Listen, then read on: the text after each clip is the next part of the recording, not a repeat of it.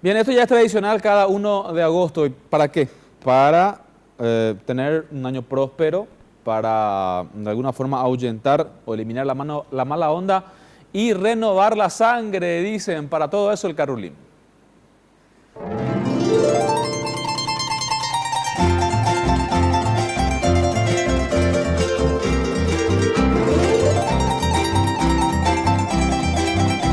Para preparar el carulín necesitamos estos ingredientes: catuaba, guaviramí, un limón y la ruda.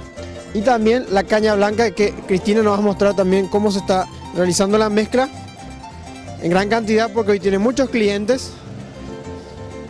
Y después de hacer toda esta mezcla, finalmente se terminan haciendo estas botellas. En todo el mercado 4 prácticamente la mayoría está vendiendo esto y está saliendo como pan caliente teniendo en cuenta esta fecha. Se exprime el limón en la caña blanca y machacan los remedios. Las botellas están desde 5.000 guaraníes. ¿Qué tal? ¡Ay, coité! Según la tradición, el brebaje tiene 2 propósitos y debe tomarse preferentemente en ayunas. Una tradición de nosotros que nos viene de nuestro antepasado. La carulín ya para renovar la sangre, mi amores. Mala onda y para la tu hija la mande con la ayuna y no, titi con la maldad con amigo. Es que según los comerciantes, el mes de agosto tiene sus dificultades.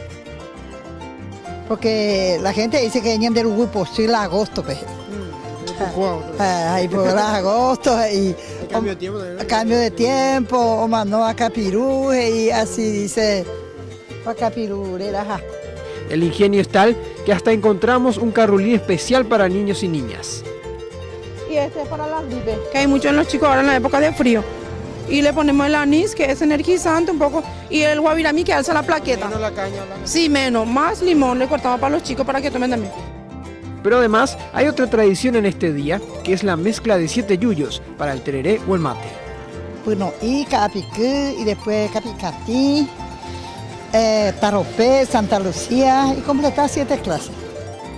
Desde el 2015, una ley establece que cada 1 de agosto sea el Día Nacional de Pojañaná o Remedio Natural. Por eso en el Paseo de los Yuyos están de fiesta.